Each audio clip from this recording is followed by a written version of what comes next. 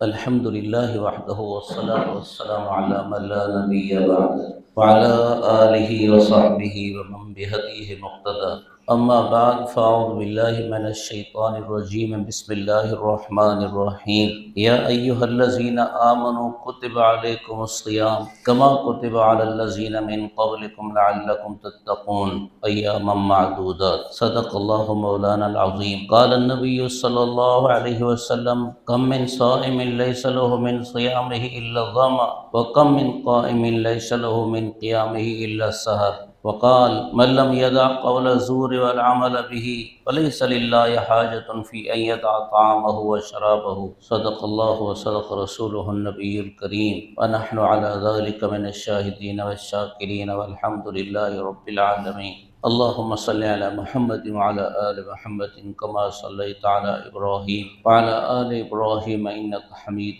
مجيد اللهم بارك على محمد وعلى آل محمد كما باركت على إبراهيم وعلى آل إبراهيم إنك حميد مجيد۔ انسان کے جسم کی صحت کے لیے دو چیزیں لازمی ہیں، علاج اور پرہیز، یا یوں کہہ دیں غذا اور پرہیز۔ ایسے ہی انسان کی روح کے لیے بھی دو چیزیں لازمی ہیں، غذا اور پرہیز۔ جسم کو غذا دینا بھی ضروری ہے، جسم کے لیے پرہیز بھی ضروری ہے۔ اگر جسم کو غذا دی جائے، پرہیز نہ کیا جائے تو غذا پوری طرح فائدہ نہیں پہنچائے گی، اس کے فائدے کو پرہیز نہ کرنا نقصان پہنچائے گا۔ اگر پرہیز کرے، غذا نہ دے تو بھی جسم میں طاقت نہیں ہوگی، صحت نہیں ہوگی۔ دونوں چیزیں لازمی ہیں۔ غذا صحت اور طاقت دیتی ہے، پرہیز بیماری دور کرتا ہے۔ اگر آدمی کھانا نہ کھائے، ایک دن فاقہ کرے، دوسرے دن فاقہ کرے، تیسرے دن فاقہ کرے، کام سے تو بیکار ہو ہی جائے گا، جان بھی جانے کا خطرہ ہے۔ جیسے بھوک ہڑتال کرتے ہیں، ایسے ہی حال پرہیز کا ہے۔ آدمی کھانا کھائے لیکن اس کے ساتھ زہر بھی کھا لے، حالانکہ زہر سے تو پرہیز کرنا ہے، تو پھر جان جائے گی۔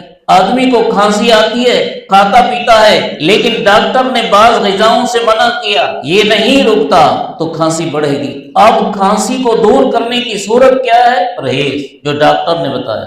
بخار اور دوسری اسی طرح کی جتنی بیماریاں ہیں، شوگر کے مریض کو بھی میٹھا تم نے کم کھانا ہے یا نہیں کھانا ہے، بلڈ پریشر کے مریض کو کہ بھئی تم نے نمک کم کھانا ہے نہیں کھانا ہے، یہ جیسے علاج کرنا ہوگا تب صحت اور طاقت رہے گی، ایسے ہی پرہیز کرنا ہوگا تب صحت اور طاقت رہے گی۔ یہی حال روح کا ہے۔ جو کرنے کے اعمال ہیں، جن کا اللہ رسول کا حکم یہ ہے کہ کرو، وہ غذا ہے۔ جو چھوڑنے کے کام ہیں، جن کو اللہ اور اس کے رسول کریم صلی اللہ علیہ وسلم نے چھوڑنے کا حکم فرمایا، وہ پرہیز ہے۔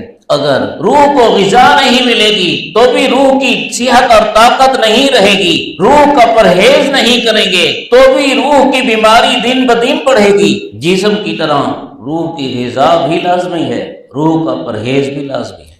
علماء فرماتے ہیں جسم زمین کی مٹی سے بنا، پانی سے بنا، ہوا سے بنا، اس میں 4 عناصر ہیں، پانی، مٹی، ہوا، آگ۔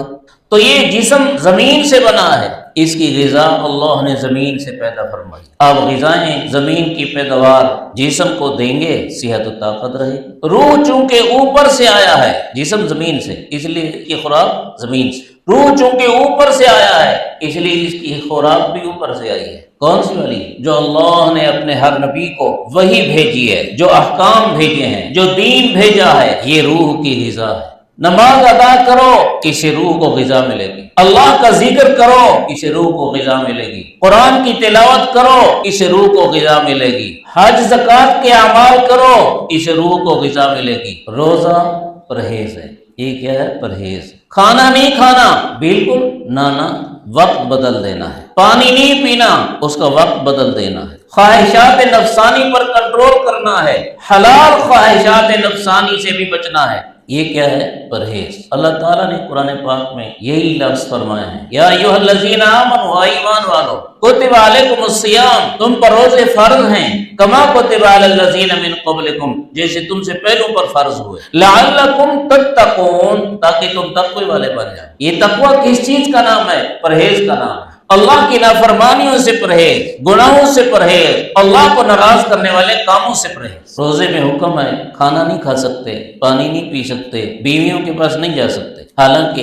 یہ تینوں کام حلال ہیں، اور اللہ کے حکم کی تعمیل میں ہم کھاتے نہیں، ہم پیتے نہیں، بیویوں کے پاس نہیں جاتے روزے کی حالت میں، یہ پرہیز کی پریکٹس کرائی جا رہی ہے۔ وہ حلال کام جو رمضان المبارک میں بھی اگر روزہ نہ ہوتا تو حلال تھے، اس لیے سحری کے وقت سے لے کر افطاری کے وقت تک اس درمیان تو ممانعت ہے، باقی اوقات میں یہ حلال ہے۔ تو جو حلال تھے وہ منع ہو گئے، اور جو پورے 12 مہینے حرام ہیں وہ تو منع ہیں ہی۔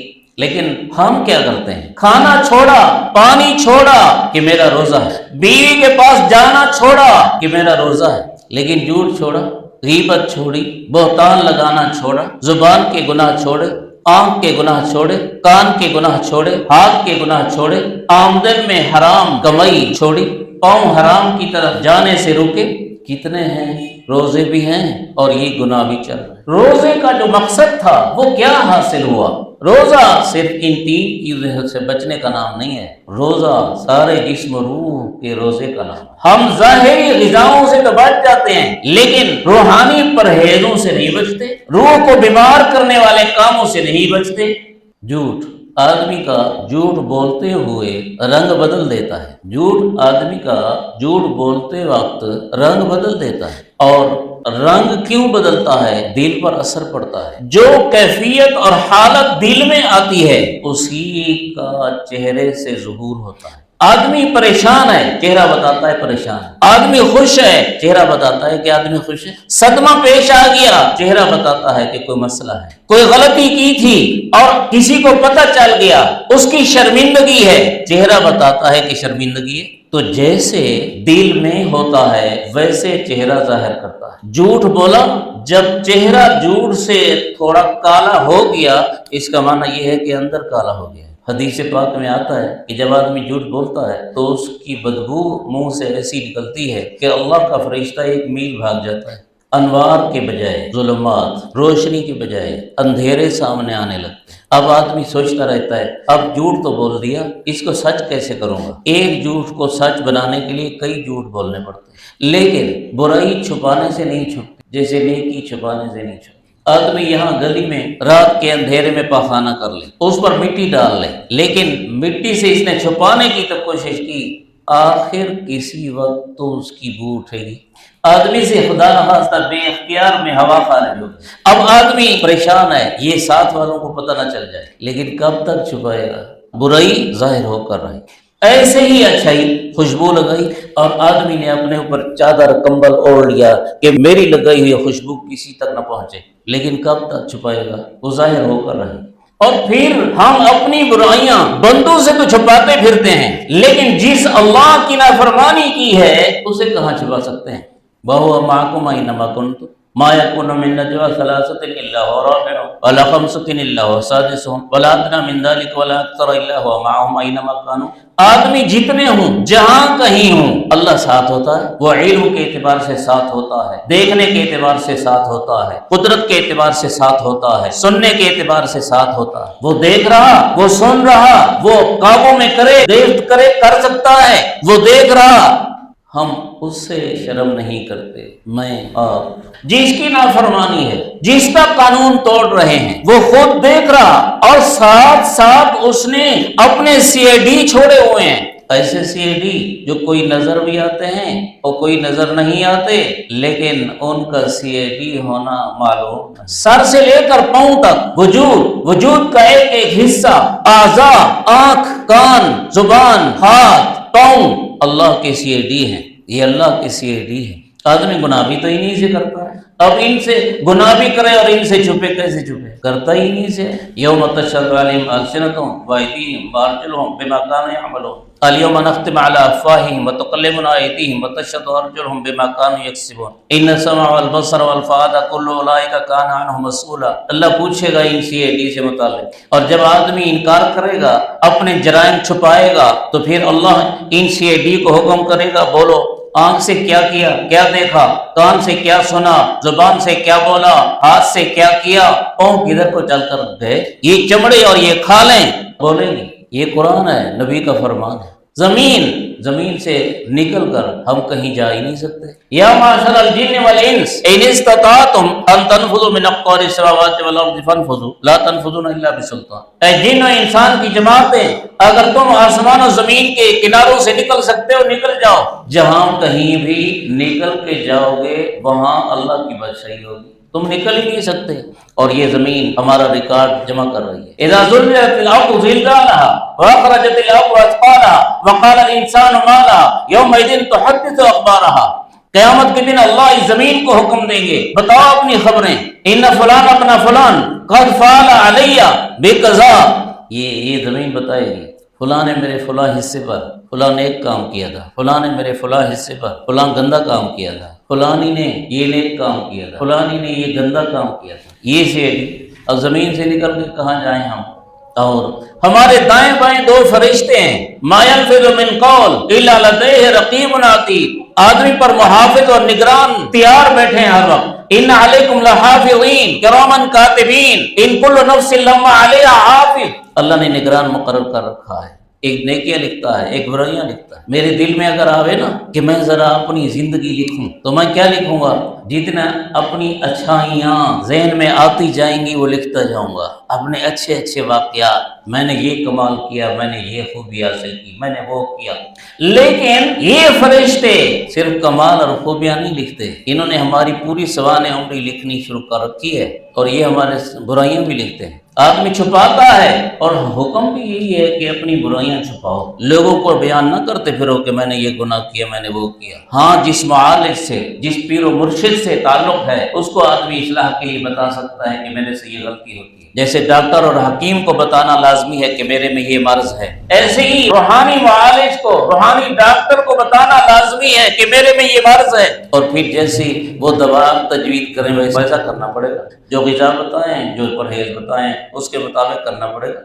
تو ہم تو اپنی برائیاں چھپاتے ہیں لیکن ریکارڈ تو ہو رہا ہے، آزاد سے ریکارڈ ہو رہا ہے، فرشتوں کے ذریعے ریکارڈ ہو رہا ہے، زمین پر ریکارڈ ہو رہا ہے. چھپیں گے تو کس سے چھپیں گے؟ جھوٹ بول کر اپنی برائی چھپاتے ہیں تو کس سے چھپاتے ہیں؟ جس کی نافرمانی کی اس سے تو نہیں چھپا سکتے. غالباً حضرت عثمان بن عفان رضی اللہ عنہ کا فرمان ہے، برائی وہاں کرو جہاں خدا نہ ہو، اور خدا تو ہر جگہ ہے. احسان دل کی ایک کیفیت کا نام ہے احسان.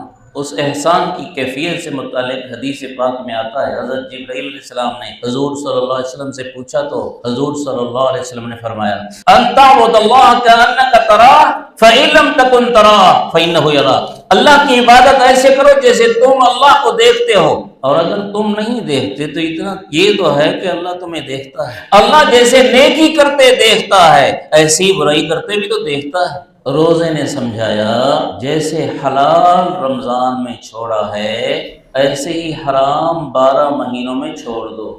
جب ہم اپنے اندر اللہ کی نافرمانیاں اکٹھی کریں گے تو ایک جھوٹ کا آپ کو بتایا کہ اس سے بدبو پیدا ہوتی ہے، تو ہم اپنے اندر کتنے بدبودار ہوں گے، اور مر کے خدا نہ کرے ہمارے اندر سے کتنی بدبو اٹھے گی. حضور صلی اللہ علیہ وسلم کی ایک حدیث ہے، ارشاد فرمایا جب آدمی قبر میں جاتا ہے تو پہلے پیٹ خراب ہوتا ہے، اس میں بدبو پیدا ہوتی ہے. دیکھ لو تم اپنے پیٹ میں کیا ڈالتے ہو، حلال ڈالو حرام تو نہ ڈالو، اور حلال میں بدبو پیدا نہیں ہو سکتی. اللہ ہمیں توفیق نصیب کرے. ہمارے حضرت والا مولانا صوفی محمد سرور صاحب رحمہ اللہ لاہور کے ہمارے استاد بھی تھے، مرشد بھی تھے. ہر لمحہ جائز بات، اللہ کا ذکر اور نیکی کا کام، اور باقی جو دنیا کی جائز ضروریات ہیں کھانا پینا سونا، کوشش ان کی یہی رہی ہے کہ ان سے فضول بات بھی منہ سے نہ نکلے، فضول کام بھی ان سے نہ ہو. پھر کیا ہوا؟ جب فوت ہوئے تو دفن نہیں ہوئے تھے، اس سے پہلے ہی قبر سے خوشبوئیں شروع ہو گئی، اور جب دفن ہوئے تو ساری رات علاقہ خوشبوؤں سے معطر رہا.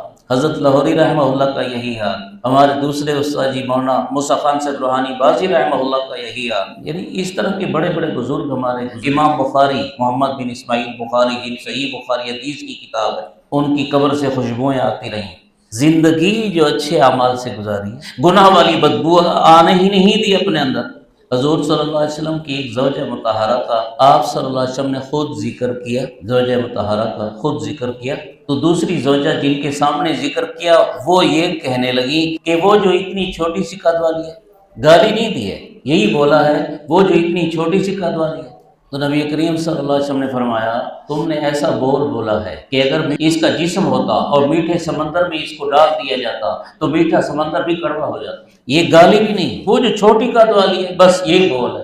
ہم کیا کر رہے ہیں؟ جب اتنی ہلکی سی باتوں کا یہ حال ہے تو گناہوں کا کتنا حال ہوگا؟ منہ سے جھوٹ بولنا، منہ سے غیبت کرنا، بہتان لگانا، ہاتھ سے حرام کمائی، کان سے گانے سننا، غیبتیں سننا، لغویات سننا، آنکھ سے حرام دیکھنا، غیر عورتوں کو تکنا، بریش خوبصورت لڑکوں کو دیکھنا، سارا دن روزہ رکھا اور شام کو حرام آمدن سے پیٹ میں افطاری ڈال دی، حرام آمدن سے۔ امام اعظم رحمہ اللہ کا قصہ ہے کہ وہ ایک دفعہ سفر پر گئے، ان کی کپڑے کی دکان تھی، سفر پر گئے، جو ان کے ساتھ شریک تھا ان سے فرمایا کہ فلاں کپڑا اس میں یہ عیب ہے، یہ جب فروخت کرو تو گاہک کو بتانا اس میں یہ عیب ہے۔ سفر سے واپس آئے، وہ کپڑا بیچ دیا تھا؟ ہاں بیچ دیا تھا۔ گاہک کو عیب بتایا تھا؟ نہیں، بھول گیا تھا۔ تو حساب لگایا، اس وقت سے لے کر اب تک کی آمدن کتنی ہوئی، کل آمدن صدقہ کر دی کہ وہ حرام ہمارے پاس نہ آئے۔ کوفہ میں پتہ چلا کہ ایک بکری چوری ہو گئی ہے، تو معلوم کیا کہ بکری کی عمر کتنی ہوتی ہے۔ بتانے والوں نے بتایا اتنے سال کی عمر ہوتی ہے زیادہ سے زیادہ۔ اتنے سالوں تک کسائی سے بکری کا گوشت نہیں خرید کیا، بکری کا گوشت نہیں خرید کیا کہ ہو سکتا ہے کہ کسی کسائی کے پاس وہی چوری والی بکری آ جائے۔ ہم کیا کر رہے ہیں؟ مسلمان خواب دیکھتے ہیں حضرت صدیق اکبر کے دور کی، حضرت فاروق اعظم کے دور کے، حضرت عثمان و علی کے دور کے، بے خلافت راشدہ کا نظام آوے، اور ہمارے اندر لیاقت و صلاحیت کتنی ہے۔ اگر ہم اپنا جائزہ لیں تو یزید کا ایک جرم اہل بیت کا قتل کا بہت بڑا جرم ہے، لیکن ہم اپنے اندر کتنے جرم رکھتے ہیں۔ بہت سو کی نماز نہیں ہے اس وقت بھی، بوڑھے تو روزہ رکھے ہوئے ہیں، جوانوں میں کتنے ہیں جنہوں نے روزے چھوڑے ہوئے ہیں، جوانوں میں رمضان مبارک کی تراویح ہے، اس میں قرآن سننا ہے، کتنے ہیں جو تراویح نہیں پڑھتے؟ ضرورت نہیں، ایک ایک پیسے کی ضرورت ہے تو ایک ایک نیکی کی بھی ضرورت ہے۔ کیا بتائیں؟ شام کے بعد 6 رکعت توابین ہے، آدمی 6 نہ پڑھ سکے تو سنتوں کے ساتھ 4 رکعت تو پڑھے، 4 رکعت نفل 2 کر کے کیا اجر ملتا ہے؟ جنت میں گھر بنتا ہے، جنت کی حور عین سے شادی ہوتی ہے، روزانہ 12 سال کی قبول نفل عبادت کا اجر ملتا ہے۔ عصر سے پہلے 4 سنتیں پڑھو نا، کیا ملتا ہے؟ حضور صلی اللہ علیہ وسلم کا فرمان ہے اللہ کی رحمت کا مستحق ہوتا ہے بندہ، اللہ جنت میں گھر بناتے ہیں، اور رحمت کا مستحق وہی ہوگا جو یہاں سے ایمان لے کر جائے گا۔ تو عصر سے پہلے کی 4 سنتوں کی پابندی سے خاتمہ ایمان پر ہوگا، یہ معمولی چیز ہے۔ ایک ایمان کی طاقت یہ ہے، صرف ایمان کی، جو نیک اعمال اس کے ساتھ ہیں وہ الگ ہیں۔ ایک ایمان کی طاقت یہ ہے کہ صرف کلمہ لا الہ الا اللہ محمد رسول اللہ دل و زبان سے پڑھنے سے اللہ دنیا و ما فیہا سے 10 حصے بڑی جنت عطا فرمائیں گے۔ دنیا و ما فیہا سے 10 حصے بڑی جنت۔ دنیا و ما فیہا کیا چیز ہے؟ صرف پاکستان، شمال کے آخری کنارے، جنوب کے آخری کنارہ، مشرق کا آخری کنارہ، مغرب کا آخری کنارہ، زمین سے آسمان تک، یہ کل دنیا و ما فیہا ہے۔ اللہ اتنا بڑا بادشاہ بنائے گا صرف کلمہ ایمان پر۔ جب اتنا بڑا انعام مل رہا ہوگا تو ایمان قیمتی ہے یا نہیں؟ اور گناہ ایمان کو ضائع کرتے ہیں، نیک اعمال چھوڑنا ایمان کو خطرے میں ڈالتا ہے۔ اللہ ہمیں سمجھ نصیب فرمائے۔ اس لیے رمضان المبارک کے روزے کا سبق ذہن میں رکھیں، اور مجھے آپ کو اللہ توفیق نصیب فرماوے، ہم حرام دیکھنے سے، حرام بولنے سے، حرام سننے سے، حرام کھانے سے، حرام کمانے سے، حرام کی طرف جانے سے، خواہش نفس حرام جگہ پوری کرنے سے اپنے آپ کو بچائیں۔